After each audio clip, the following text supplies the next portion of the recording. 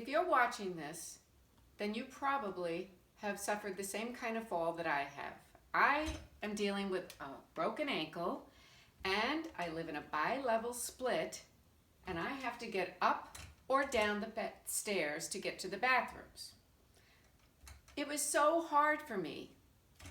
I'm a grandmother of 8 in relatively strong shape, but I have to say I couldn't use the crutches.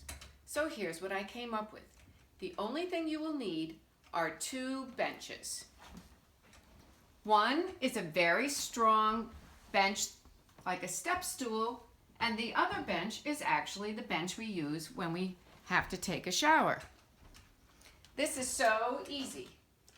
I get to the steps, I put my bad knee down, and I step with the good leg.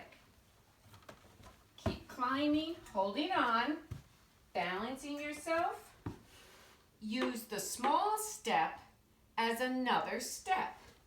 So I put my knee on the landing, my knee on the step, and then I just move this step and sit on the bench.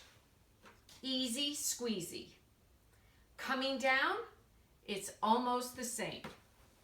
I take the bench, I put it in front of me, and I scoot myself down.